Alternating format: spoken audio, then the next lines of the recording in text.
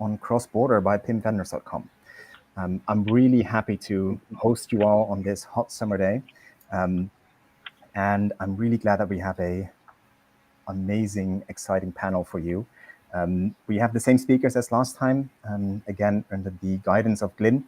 And they're going to discuss a first session on cross-border, a very big topic that we've decided to cut into 3 parts. And we are going to discuss the first part today, which is starting your cross-border journey. We're going to focus on product information management, PIM, and we as PIM vendors can help anyone that is looking for a new product information management solution. If you're looking for independent advice or you have any questions on PIM, want to build a business case, or are looking for the return on investment, head on over to pimvendors.com, and we have a lot of free tools to help you out independently. Well, without further ado, let me hand over to the panel and hand the floor to Glyn. Glyn, she's all yours, and good luck and have fun. Right, thank you. Thanks very much, Stefan. Good afternoon, everybody. Thanks for joining us for, as Stefan said, it's the first of a series of 3 roundtables on the topic of cross-border commerce.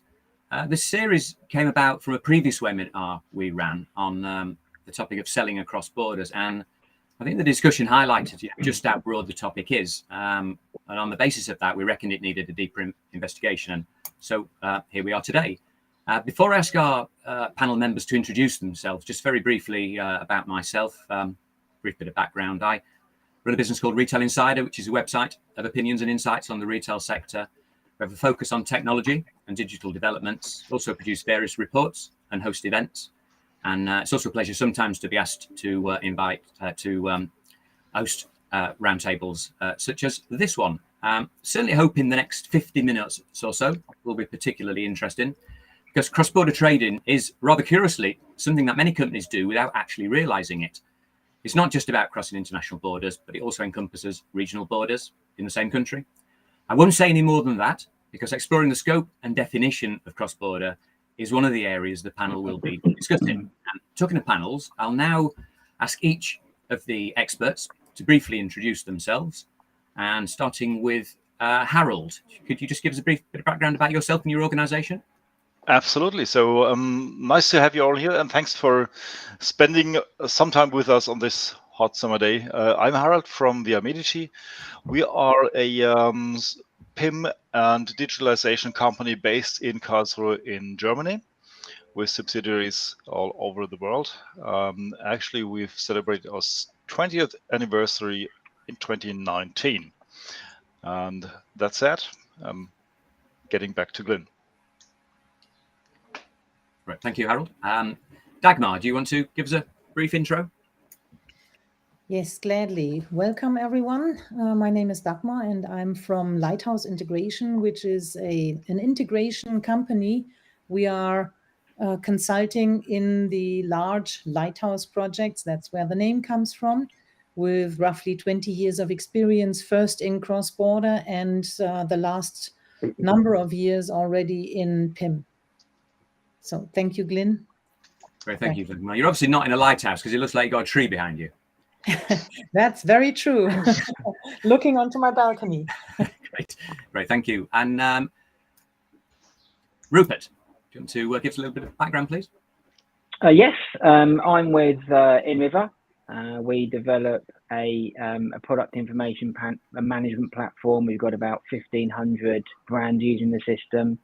And we're 15 years old as a business, headquartered in Malmö, Sweden. I'm based in the UK, just north of London, where it is 30 degrees today, which is pretty nice.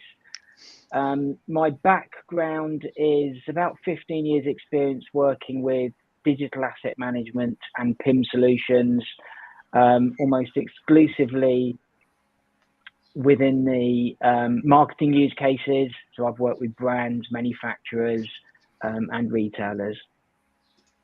Great, thank you, Rupert. It actually sounds slightly like you're in a tin can, but judging by the visuals, I don't think you are. Ah, no, I'm not sure why it sounds like I'm in a tin can.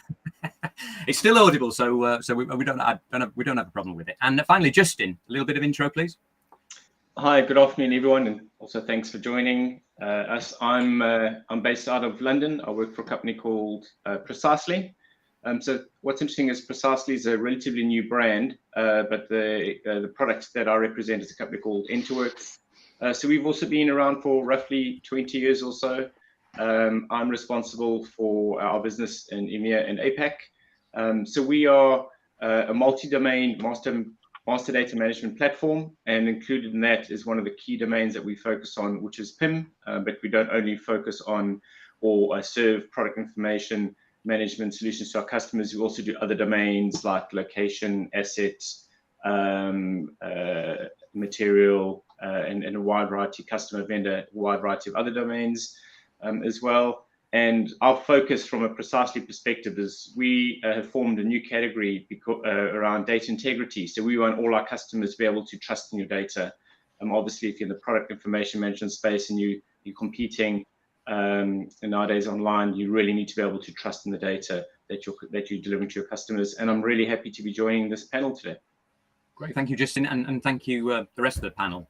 With some specific cross-border topic areas that we're looking to cover off, and just to briefly run through those. Starting your cross-border journey, can you afford not to go cross-border? We'll then move on to packing your bags. Basically, taking a look at the preparation for that journey. Then moving on to solving the complications you may well find along the way. And then just finally, we'll wrap up with some examples of failed cross-border activity. It's relatively straightforward format. I'll be throwing a variety of questions at our panel, but we'd also like to hear from you too. So please type your questions into the comment box, and I'll hopefully look to bring in some of those as we go along. And for specific questions, if you're on LinkedIn, you're getting the stream from LinkedIn, then Stefan will be covering that one off, so he may well be able to answer those questions on that platform directly. Right, going straight into the topics, starting your journey. I'm just wondering, throwing this one out to the panel in general, can we sort of look to determine to some extent a general description of, what is a border? Is it international? Is it a state? Is it regional? It seems quite difficult to get your hands around that one. Rupert, do you want to get the ball rolling? You always pick on me first. So, yeah, I had to think about this one. So I look at this in terms of three areas. So crossing cultures, crossing languages, and crossing geographies. So I think even if you take the UK as a north-south divide, you've got different cultures. And if you've got different languages, well, maybe in some cases. So from my side, cultures, languages, and geographies, and within those, that's where I see all of the challenges. And obviously, we're in the UK, we're a small island, so you could say overseas as well. Great, thank you, Rupert. Dagmar, have you anything to add in terms of what you would look to give a description of cross-border? There are several aspects to that. Specifically, when you're talking about the continent, then obviously you have so many cultures, so many countries, languages, everything. But even within one specific country, you already cross borders between north and south, as Rupert said. And in the end, it's a definition of your audience, of your target group. Whom do you want to reach? Because there you already are crossing borders when it is coming to age, gender, and so on.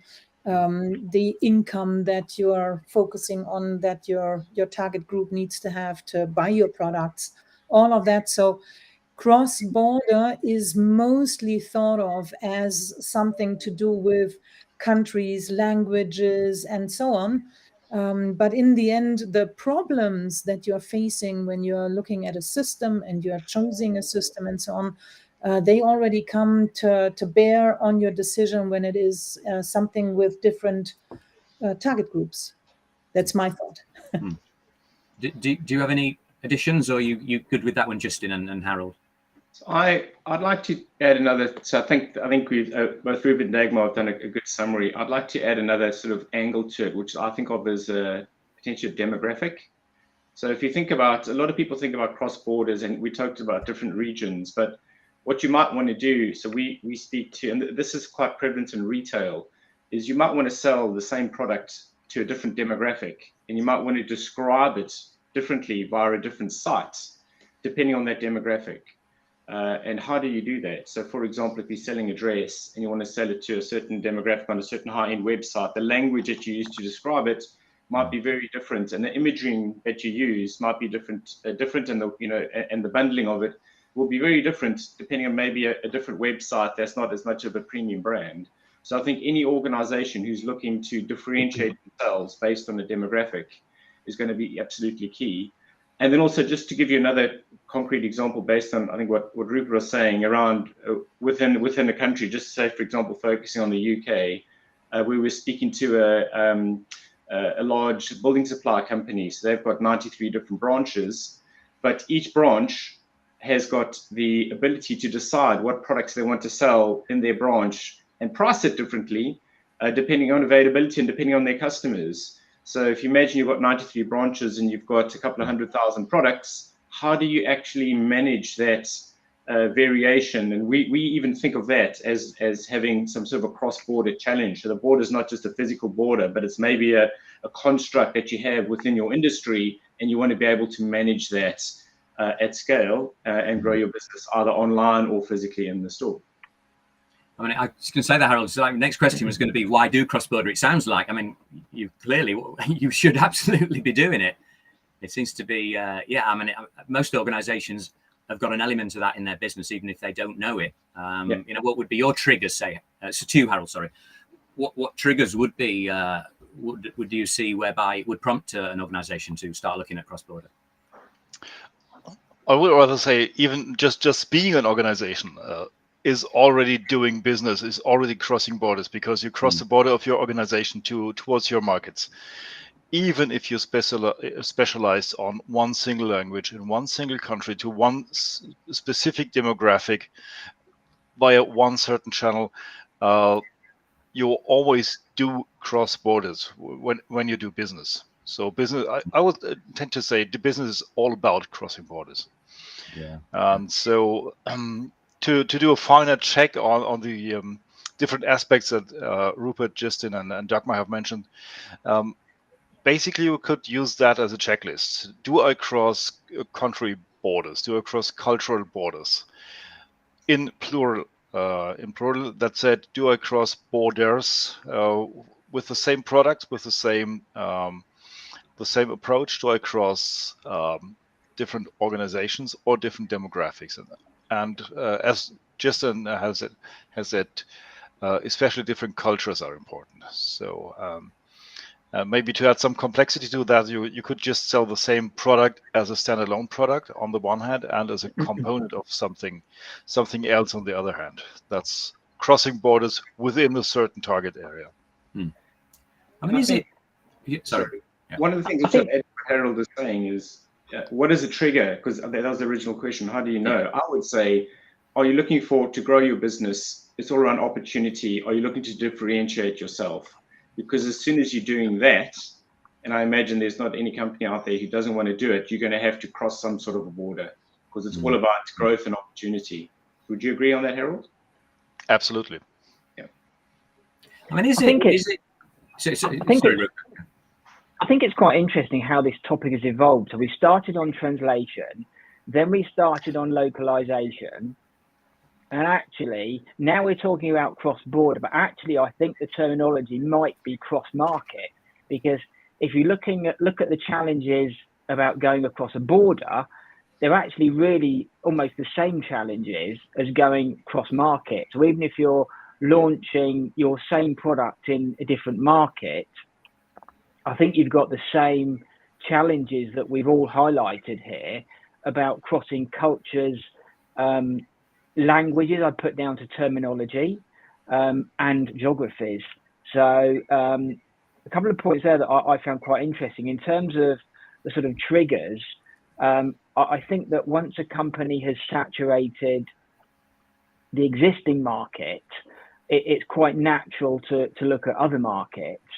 And I think also a tipping point is what competitors are doing. So if competitors are being successful in another market, I think that quite often causes a company to start evaluating that to avoid their market share being eroded both in the existing market and in the market across borders.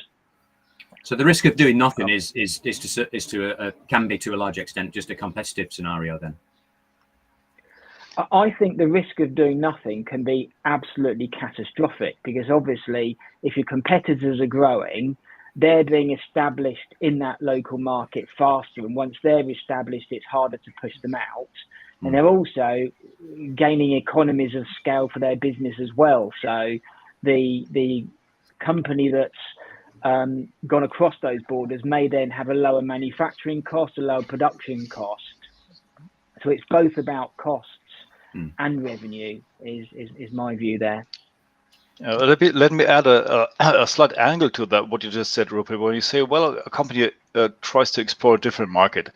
I've been to a conference in which a person from a huge company that makes household goods, these washing machines and such, hold a speech, and he mentioned, well, they discovered that their goods, they want to sell new washing machines every now and then, while on the other hand they have perceived a market for refurbished goods. So they made a business out of refurbishing these old second-hand household goods, washing machines and such, and explore a completely new market, a different demographic with different needs, different requirements, not necessarily having the latest machine in town. And they had to cross, first of all, they had to cross a border in their minds, because their sales organization was not prepared at first to this new approach, and then obviously they cross a border into a new market which they didn't know as yet. I think that's really interesting, Harold, because I wasn't at the same conference as you, obviously. But why didn't we meet? Yeah, exactly. Next time we have a cup of coffee. Yeah, there was a large UK retailer, so one of the best known brands, who do sell washing machines and computers and laptops and TVs and all of that. Who their traditional business model, I'd say up until 6 months ago, was selling new goods, and you go in there to buy a net new product. They are looking at launching exactly the same service, where if you've got a product, and I think it's a combination of being a lot more environmentally friendly, saying once you buy a product from us, if there's a problem, you don't need to throw it away. And if there's a problem, you can come to us and we will help you refurbish it. And the question there is, do they have the systems and the platforms to launch this new service relatively quickly, I'd say within a 6-month period, in order to offer that service? How do you capture all of that data? How do you sort of pivot? And I think the challenge there is, if you're not thinking about, I almost see what we all do around this table is putting in systems and solutions that future-proof what you want to do in the future, that you don't even know what you might want to do. It allows you to pivot really quickly and create those new sales opportunities. That brings you back to the topic of this day, because in the end, when do you actually start with your cross-border philosophy? Yes, actually, you have it on your table all the time, but when is it worth looking at a system to help you with your cross-border? And for that, it's not just one demographic or a couple of products. It is, as soon as you want to go into a completely different market, that may be a country, it may be a different language, it may be a completely different product, like you both said, from new to refurbished or something like that. And that is for our topic today. Perhaps we should define how we circle around that cross-border as a vocabulary here. Does that make sense? Yeah, sorry. I just had the idea based. Thanks for that, Justin and Dagmar, for adding spice to the whole topic cross-border, because this particular company, they have to find a way to take these machines back to refurbish them. So in the end, it means we are talking to a bi-directional crossing of borders. Obviously, we want to talk to our customers. We all do web analytics and SEO and such things, and we want to have some sort of feedback channels. So if we take it to the extreme, this also forms part of the cross-border journey. Great. Thank you, Harold. I was just wondering, you mentioned systems, bringing systems in, Dagmar. Are we talking about the domain of larger companies then? Or could this be relevant for all sizes of organizations? Also, as an extension of that, is it more relevant to specific business types or verticals? I do believe that large companies know that they have to look at systems, and they are looking at an infrastructure and integration, and they know it. We need to find that sweet spot where you might not need it or where you just need it. And I think that's the interesting point here. And that goes way into the medium-sized companies, or potentially even a small company if they have still a large market. I'll give you an example.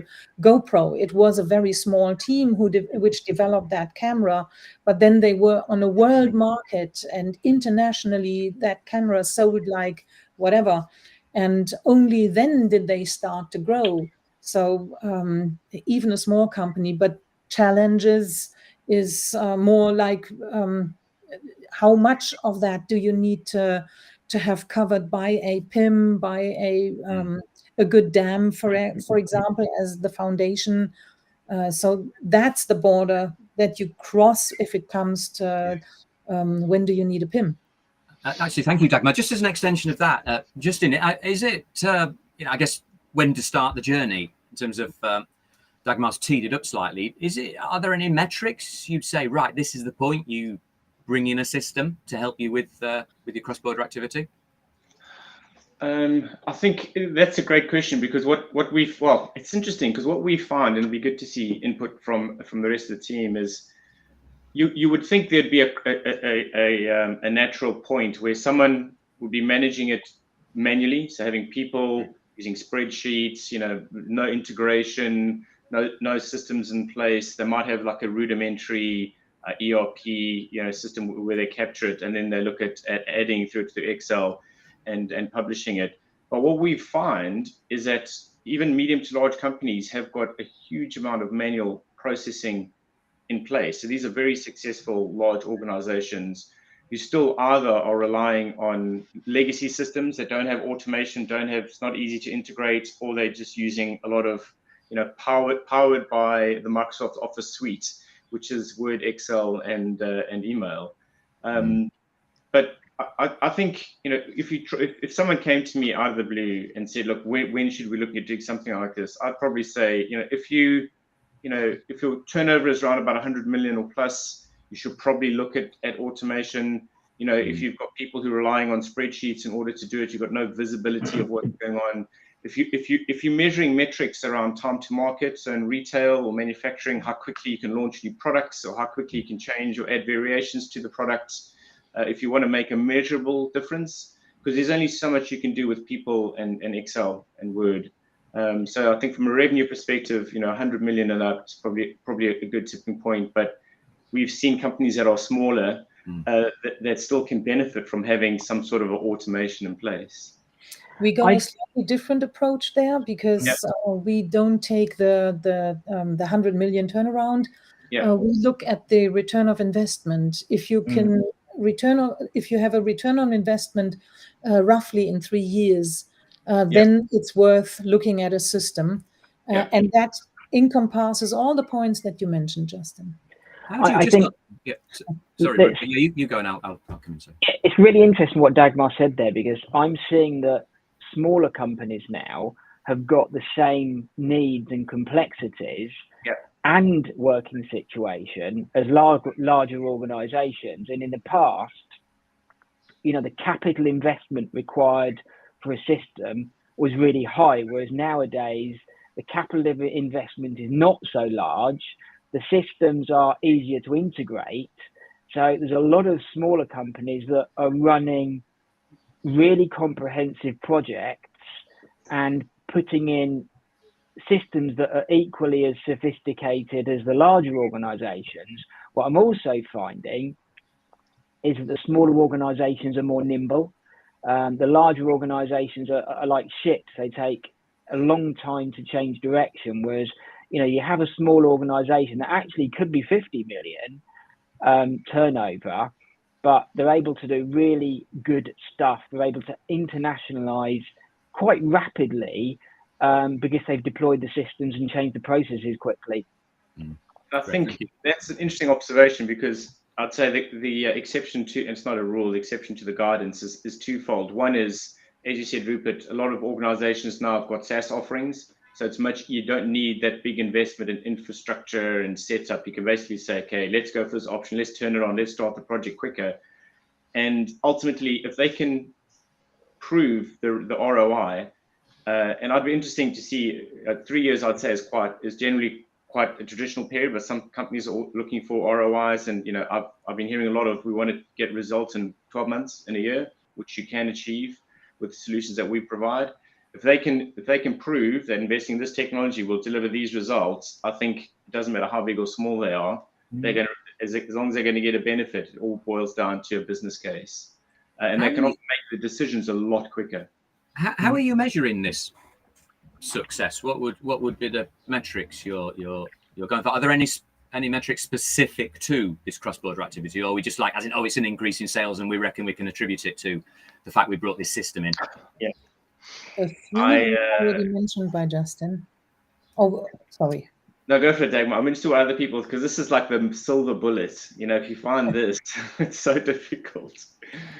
A few are already mentioned. Justin said that you're looking at the current workflow and the costs that this entails, how much of it is done manually or with an old-fashioned system or without an integration. There is a question in the chat about the integration between Pim and Assets. So that means a DAM. And obviously, whatever you have, whether you have the Pim first or you are starting off like many companies with a DAM that's already in place, and now you're looking at how can you do that? You're looking at all these workflows and steps. You measure them. You measure how many people you have on that task, on that workflow, and then you look into the future. It's a little bit of experience and guesswork, and you compare. That's the very simple thing. You also look at the costs of the systems you have in place and support and services and all of that. And maybe before I go on and on, someone else picks up and adds a few. I think it's not always about ROI and these things. It's also about perceivable irritations. If we look at the information supply chain and just simply count the number of breaks between certain focus points. Let's take the traditional way ERP on the one hand, the DAM, we were talking about assets on the other hand, and take a look at the website, a CMS on the other hand, and just simply count the number of informations which flow from whatever source to the website, and then count the media breaks we have in here. I think we get asked this question a lot, because when you're looking at buying anything, nowadays you generally need to put together a business case, and when they want a business case, they want some metrics. And I think we see benefits in, increase in sales, the standard stuff, increase in sales, decrease in returns. I talked in the beginning about trust and data, reduction in error rates and data quality. So having the right information, a lot of especially in retail, they're talking about omni-channel, because they want to provide this information in the store, on the mobile, on the website. How do they make sure that the product information is consistent? Now, sometimes it's difficult to measure the increase in sales based on that, but it is actually going to be looking at increase in sales. And what Harold said, I think, is quite interesting, is it's a lot of companies make these decisions because to remove the niggles, the amounts of time that people need to spend. We were speaking to a large retailer, and when they do ranging every quarter, and it was taking them days and days and days to do the ranging, they then reduced that down to hours to do the ranging. Yeah. So obviously there's going to be some downstream benefits, but just freeing up people's time to stop doing this manual repetitive tasks allows you to have the headspace to think of how you can grow and improve your business. Now, it's very difficult to put that in a business case, but sometimes it's things like that make a measurable difference and can drive part of a buying decision. Yeah. Thank you. Making the customer journey more smooth, for example. Yeah. It's not really fathomable, but it's extremely important. Yeah. Great, thank you. Just before we move on to the next block, I did want to pass on the question which Klaus Freeberg put in there, and he referenced. I tend to run scared when I see the word meta.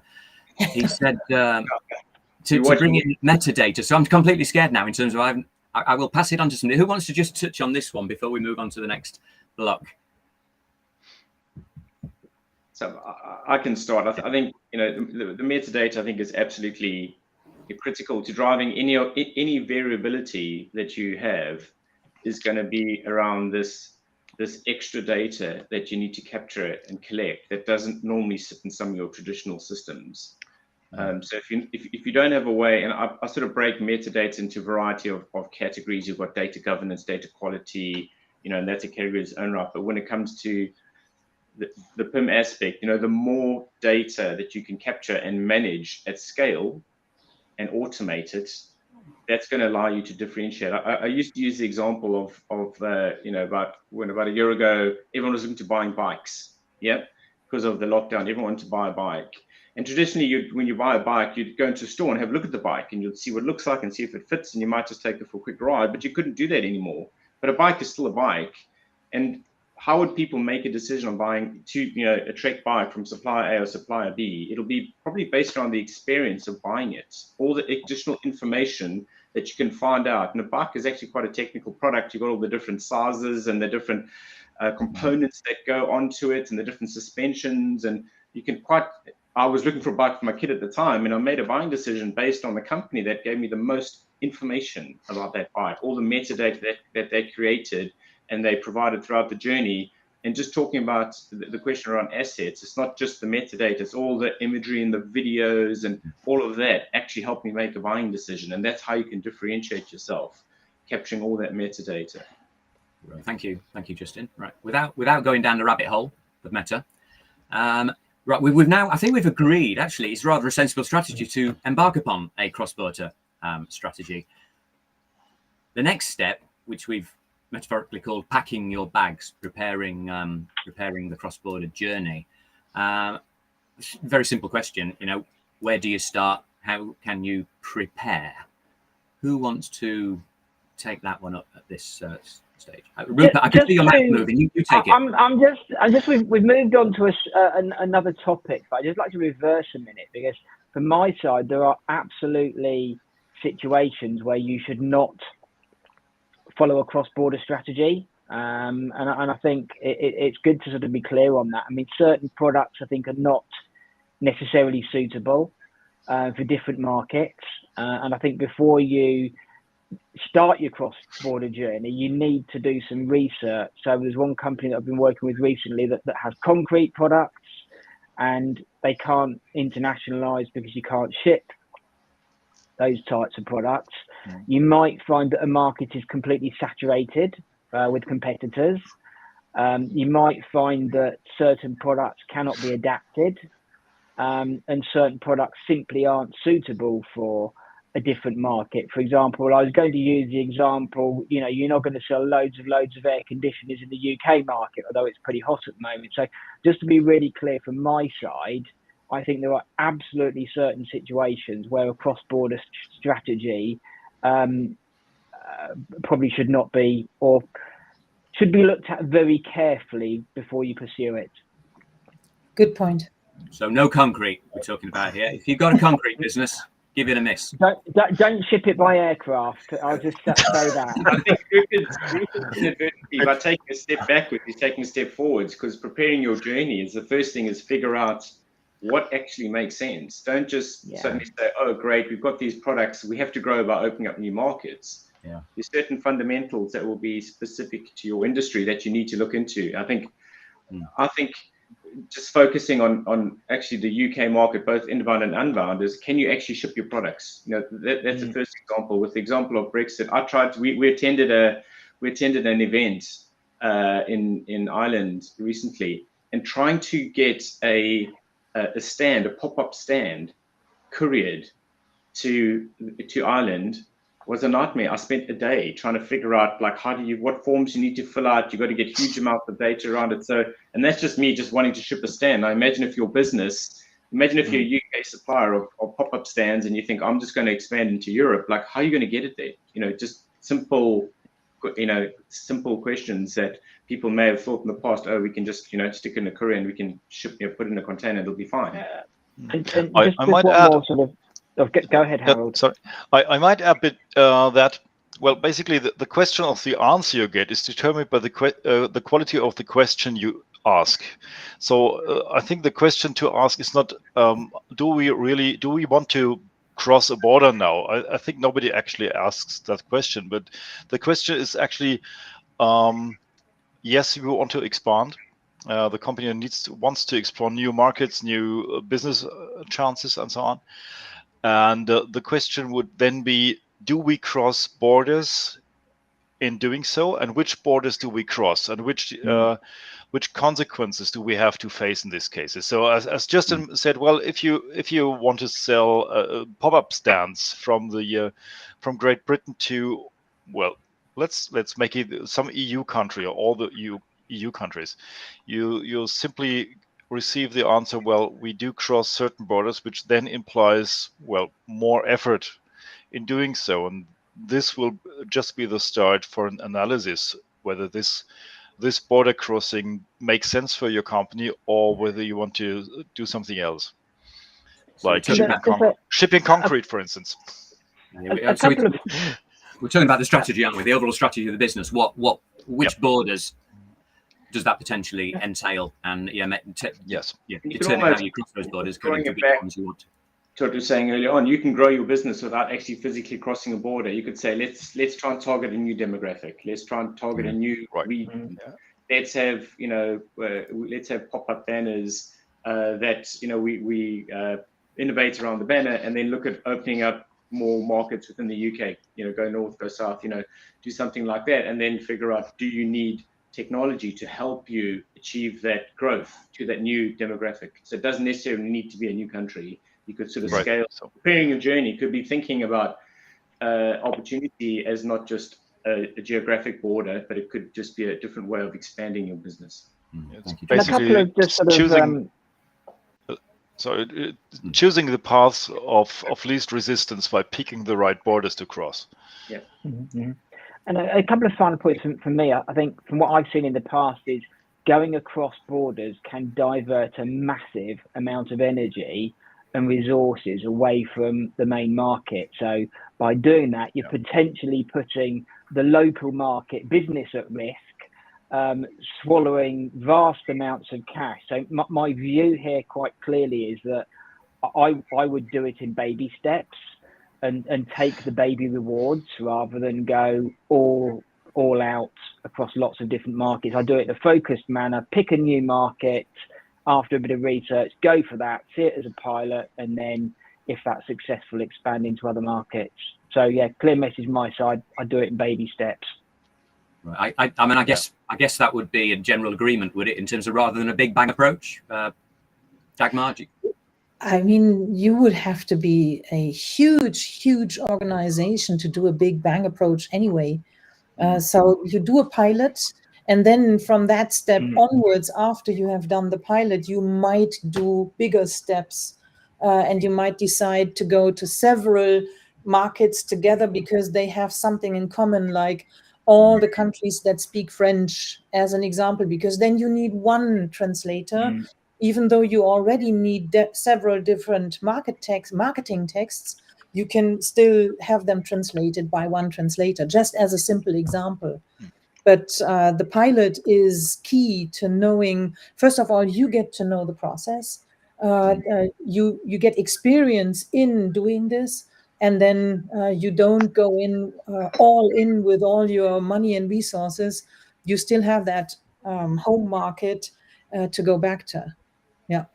And I think there are some real quick wins here. I was talking to a company the other day that does chemical products, and there are specific marketplaces for example, chemical products. So to go to a new market, a new border, some of these marketplaces can get you up and running really, really quickly if you approach the niche marketplaces with the right strategy, and that can be low cost and relatively low risk as well. There's just a comment, even as a big organization, it is a challenge. And I totally agree. it's going to be a nightmare if you try to do it all in one fell swoop. Yeah. From a people perspective, just following on from what you've each been saying there, who should be involved within the organisation? I guess you'd need the leadership to have buy-in as a given. I'm assuming that's the case. And who would you look to bring in, even if you're going to take baby steps to start to make a start on this process? I mean, the marketing department anyway, because they would need to do the strategy for that new market, and they would probably either expand or hire an agency to begin with before they evolve themselves. They might just give it to an agency, an outside agency. There's going to be translation involved. Legal is key to not get into trouble. Definitely.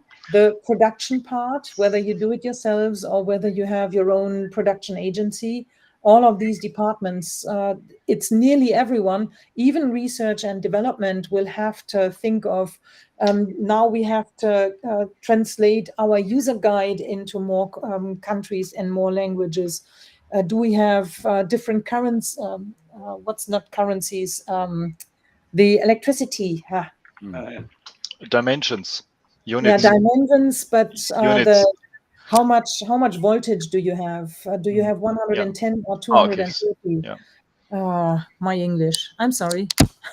So what we're saying is, even if you do take this more measured approach, you're still going to require the input of a lot of different people within your organisation, aren't you?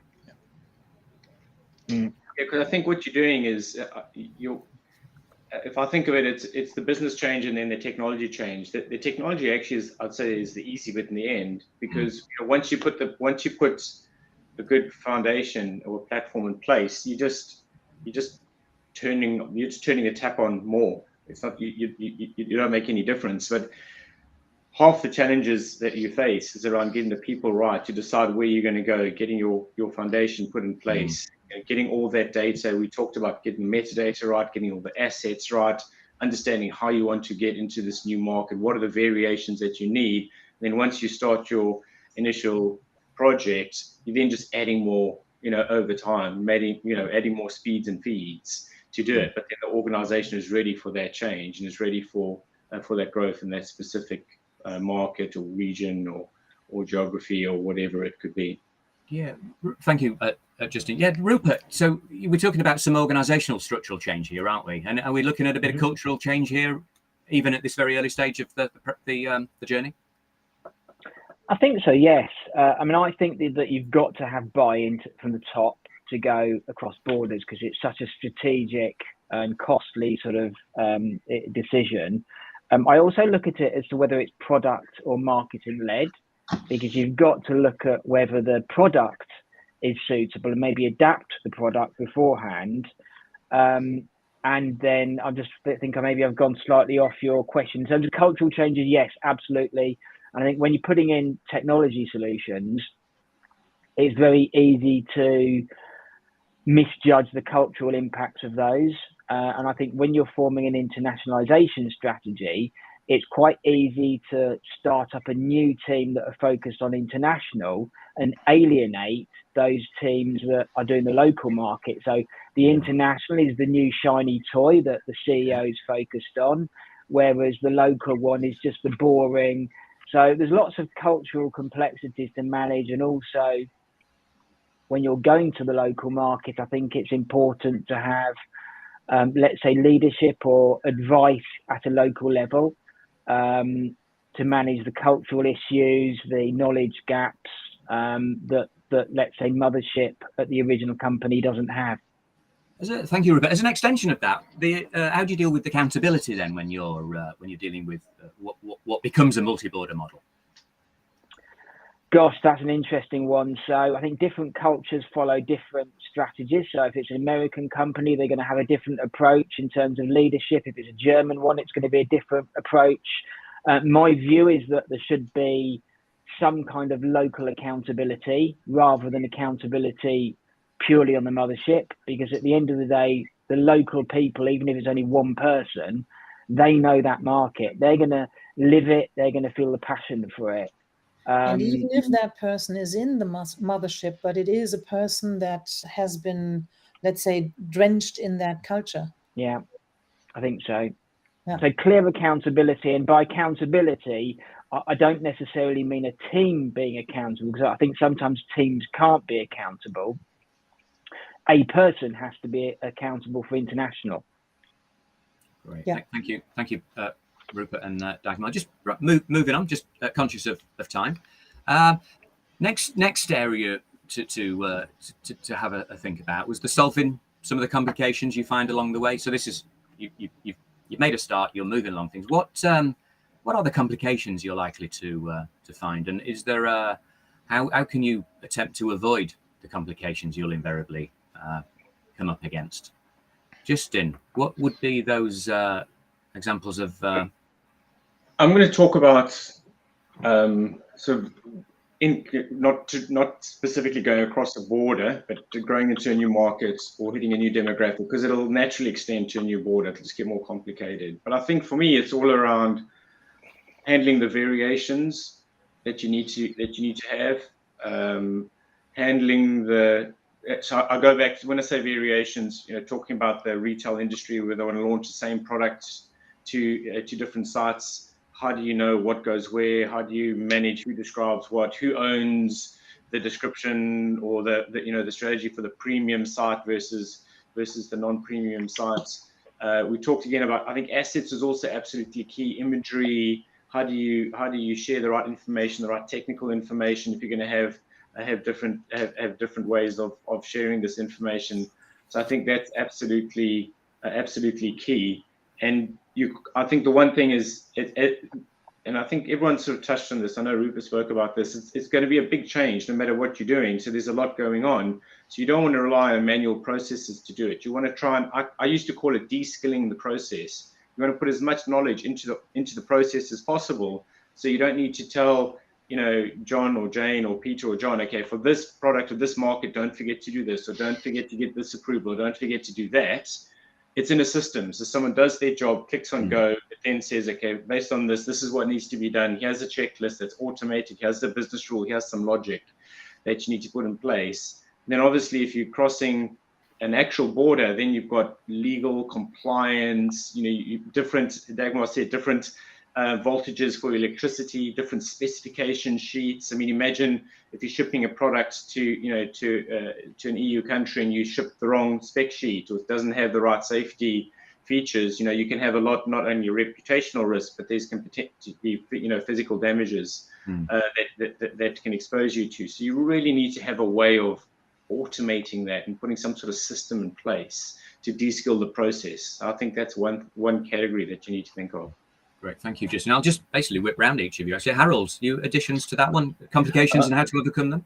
Absolutely, yes. I might add one thing, because you mentioned de-skilling the process, also following up on dynamic changes in these things. We all know that sustainability has become a real big thing in the past, let's say, 2 years or so. So it just doesn't help to establish a process once. You need to establish a meta process to supervise and observe how the market is changing, what happens beyond that border you're just targeting.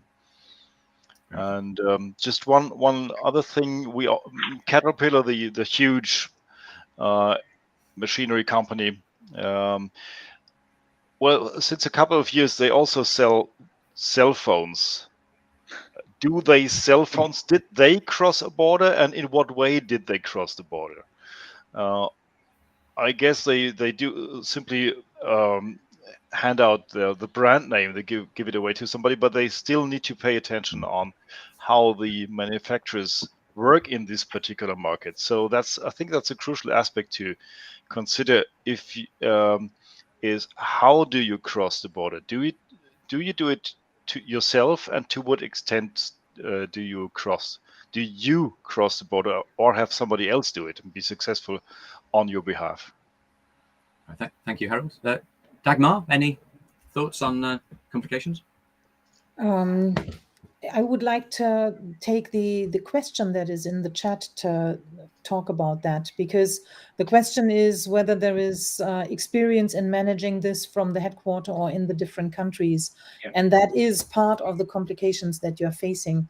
So one of the big car manufacturers here in Germany, they, for most markets that they entered, they had someone in the market, and that someone was responsible on checking all the marketing material, making sure that the PIM data for that particular model for that market is okay. But for some of these markets, they had people sitting in the headquarters. And how did that work? Essentially, what I found out when I was part of that project is that specifically these people, they were there before the company actually entered the market. So that had a history, and they were very, very familiar with the product. And so they could help enter that market, even though they were not sitting, let's say, in Italy, in Japan, in Malaysia, whatever. So they had several people who were actually working from the headquarters and were still able to cover the market. And that, let's say, challenge that I see there is you start off with someone that is responsible for a particular market, and you evolve and you learn, and then you get some feedback, and taking that feedback and actually implementing the changes that are necessary for those for that feedback might also involve letting go of ideas of who is the best person for that task. So I have someone who is my colleague, they are sitting side by side with me, but actually it doesn't work, even though they might be from that country. My feeling is, or my results are, I have to exchange that person against someone who is actually in the market. And that was the case for most of these. You can start off with someone from headquarters, but then at some point you have to change. Right. Thank you, Mark. Yeah. Last, Rupert, do you want a last word on this this section before we move on to the final bit? I think the topic was complication. So, on internationalization, I would say expect the unexpected and enjoy it. And if you don't take that approach, then you're going to probably get some headaches on the way. In terms of systems, and I think systems and a PIM can help provide structure. It can help reduce risk, and it can help you change or adapt very quickly when these surprises or complications occur. So I think getting your systems, your data, your assets, your processes organized for the local market, I would say is key to targeting the new market or the cross-border. If you haven't got that in place, you haven't got something that you can replicate, a blueprint, that makes it much harder to scale. Great, thank you, Rupert.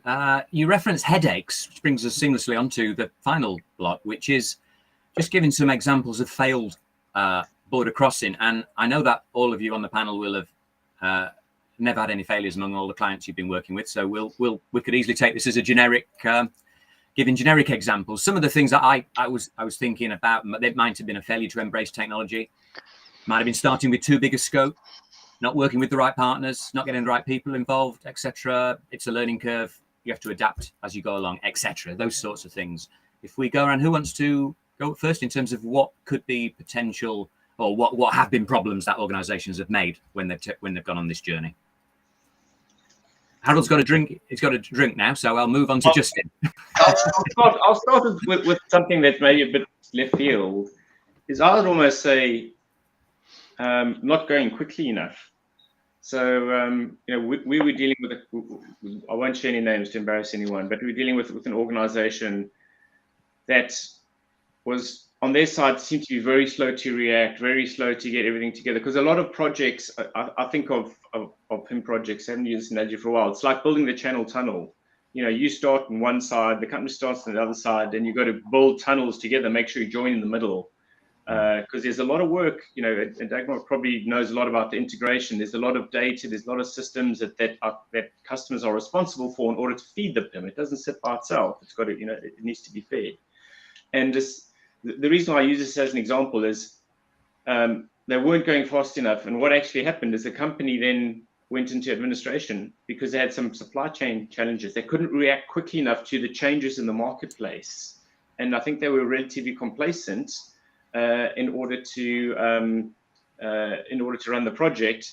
Thank goodness that they were bought out of administration. But then the challenge they had is they were bought out by this new company and they didn't have the systems in place to now adapt to more products that they were being sent, because now they're part of a larger group.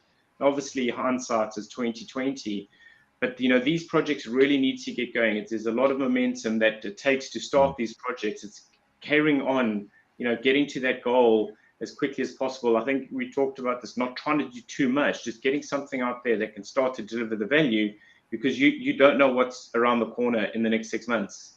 You know, you really don't. You don't know what's going to change. You look at retail was booming, you know, 18 months ago. Now retail is struggling because of inflation. You know, who could have predicted that? So you really need, I'd say, some of the failures are just not relaxing a bit. Don't relax. You know, for us, only 50% of the job is done once we sign the contract. We've got to get the first project live.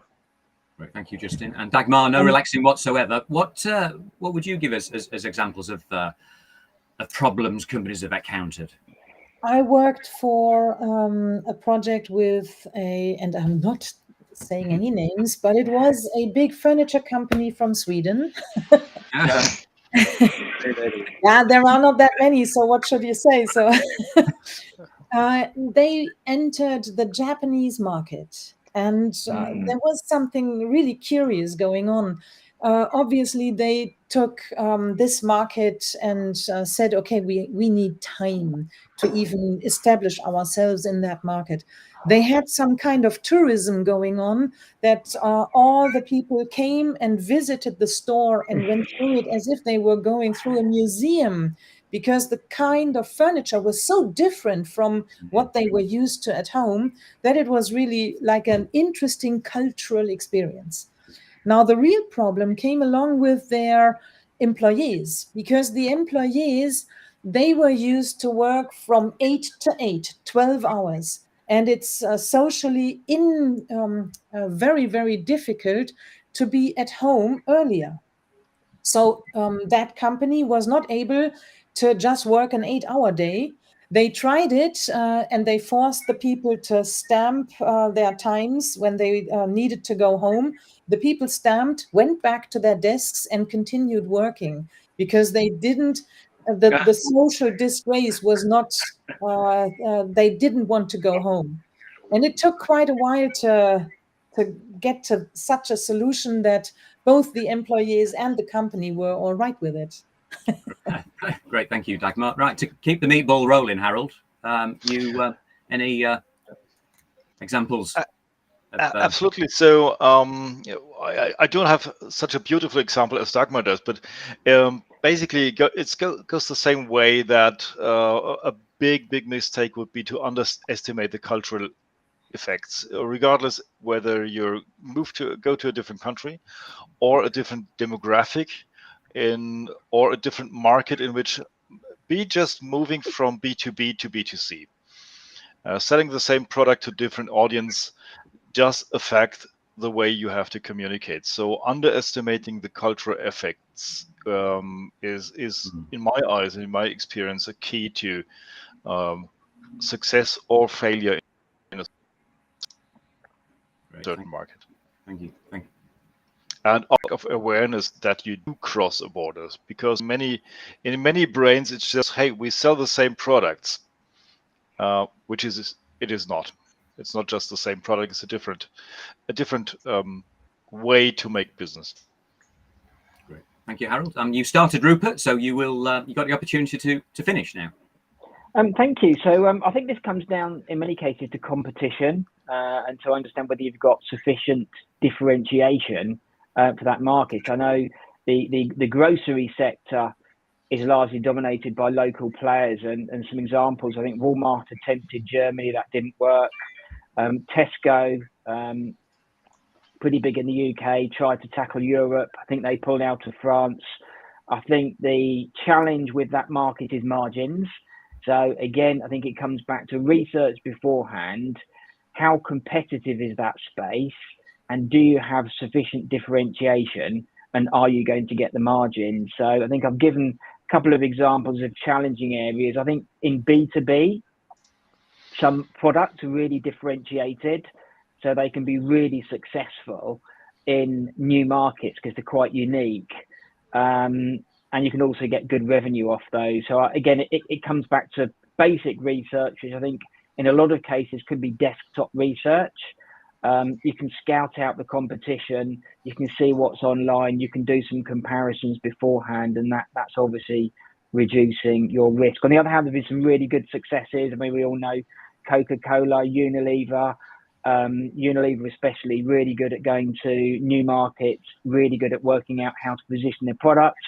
One quick example is, I think in India, they sell the shampoos in sachets rather than in bottles. But that's really, really important for that market in terms of how people use those products. So some companies are really geared up to do that well. Great. Thank you, Rupert, and thank you to the rest of the panel for your. We don't want to dwell too much on the failures that have occurred, but time has rolled around, and we're going to have to wrap things up at this point, I'm afraid. I'd like to thank each of the panel members for the terrific input on this roundtable. It's been terrific, really enjoyable. Certainly hope it's been informative to all of you who checked in this afternoon, and that hopefully we've answered some of the questions you may well have had ahead of this roundtable. I'd also like to thank Stefan and Pim Vendors for putting this event together. As mentioned, it is one of a series of 3. The next 2 are on the topics of achieving efficient cross-border commerce and the future of cross-border commerce. There may well be some other ones added because it seems like it's a topic that keeps on giving. And hopefully I'll see you again soon for one of those events. And on that note, I will say goodbye and hand you over to Stefan. Thank you very much. Cool. Thanks, Glenn. And let me thank you for hosting this amazing event, or moderating this amazing event. And thanks to the panel as well for participating. And I hope everyone had a very interesting, followed the very interesting conversation that we just had. If you didn't, because you were maybe 5 minutes late, or you had to grab a drink because you were sitting outside in the beautiful weather, you can visit our site and our YouTube to view the full recording of the event later on. And you can also visit LinkedIn to reach out to the different panel members if you want to continue the conversation or have follow-up questions. Specifically, maybe now in wrapping this up, if you have any questions PIM related, you know where to find us. And yes, Glenn is right. We will have at least 2 more follow-up conversations. The next one, indeed, on how to make this first step more efficient. You'll receive invites on those for sure. So keep an eye on your LinkedIn and on our LinkedIn, and keep an eye on our site. So with that, I'm wrapping this up. I hope everyone had a great time, and I hope you all have an amazing evening, and see you next time.